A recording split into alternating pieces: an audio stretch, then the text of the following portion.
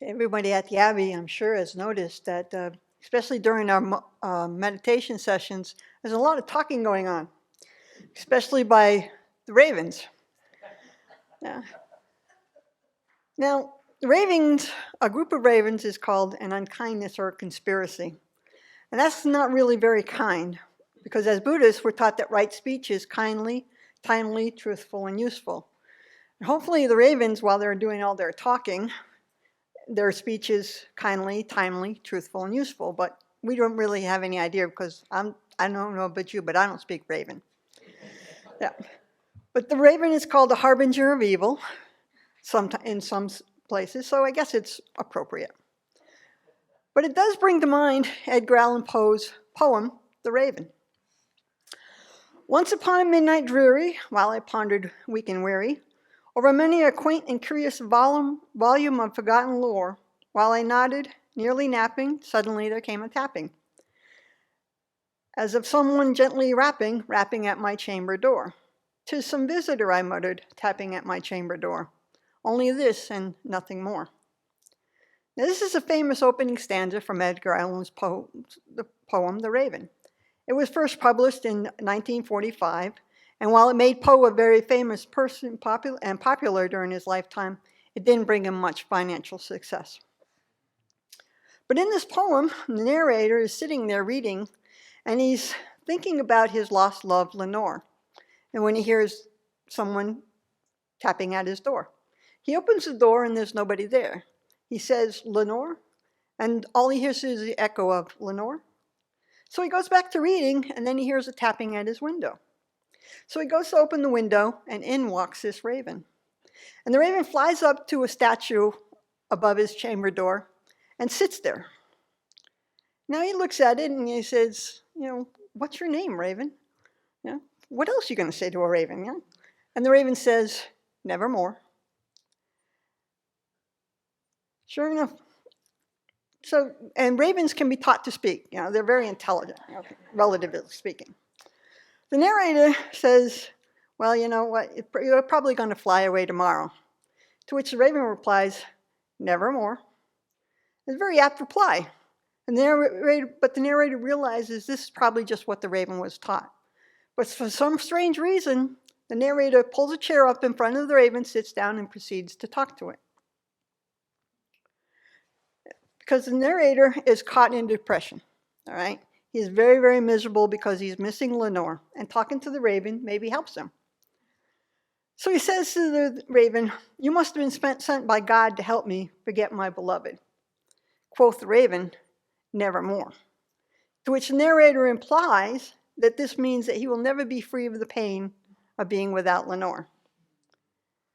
Now the narrator is getting really upset, and he calls the raven thing of evil. It doesn't matter who sent you or didn't send you. Tell me if there's anyone who can help me heal. Nevermore. Continuing in this vein, he asks if Lenore is in heaven. Quoth the raven, "Nevermore." Now the narrator is really, really in a bad place, and he calls the bird a fiend, and tells it to depart and leave him with his broken heart. Quoth the raven, "Nevermore." And the raven, never flitting, still is sitting, on the pallid bust of Pallas just above my chamber door. And his eyes have all the seeming of a demon's that is dreaming, and the lamplight o'er him streaming throws his shadow on the floor. And my soul from out of that shadow that flies floating on the floor shall be lifted nevermore.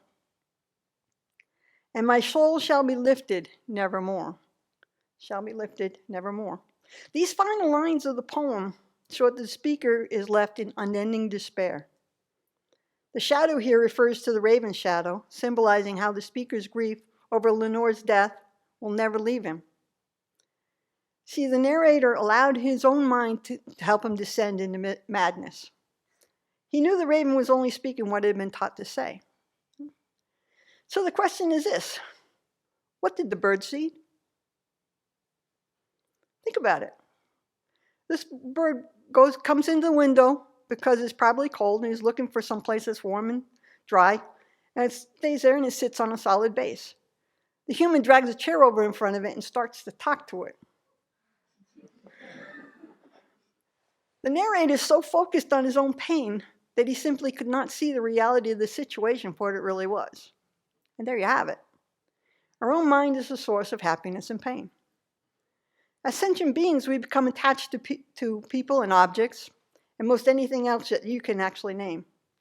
And then we grasp onto it, and when you can't have it, it can lead to depression and despair, and we suffer. Now, depression is a common and serious medical illness that affects how you feel, how you think, and how you act. It causes feelings of sadness and a loss of interest in activities that you once enjoyed. It can lead to a variety of emotional and physical problems and can decrease your ability to function at work and home. It's more than mere sadness. It can suck the joy out of life and leave you feeling overwhelmed, and in some cases unable to function. Fortunately, depression is treatable. As humans, we are social creatures. We crave social interaction with others, and we need that engagement to stay active as we age and progress through life. And this helps combat depression. It seems our early relationships with parents, siblings, friends, and teachers helped us teach us how to speak, interpret, and express emotions, and expand our knowledge. This is socialization. As an adult, socialization is important in keeping your brain active, building social networks and participating in activities like exercises for your brain. And they keep your mind agile and improve your thinking abilities. Socialization can even help prevent mental decline and lower the risk of dementia. Unfortunately, in today's society, we're witnessing what happens when normal socialization doesn't happen. School shootings, mass insanity, and I'm talking about January 6th here. Over-aggressiveness, lack of empathy, a basic breakdown of what we call civilized society. And it looks like it's only going to get worse, which is a good reason for us to get out of this madhouse that we call samsara and we find ourselves in. Fortunately, Buddhism offers us a path out of samsara and towards awakening. And only by becoming awakened will we not be subject to ignorance, anger, and the attachment that leads to grasping and suffering. Until we become awakened, our interactions with other sentient beings will determine whether we're creating positive or negative karma.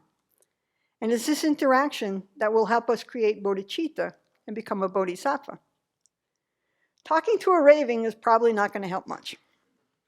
But there are lots of others out there that will listen. You just need to ask for help.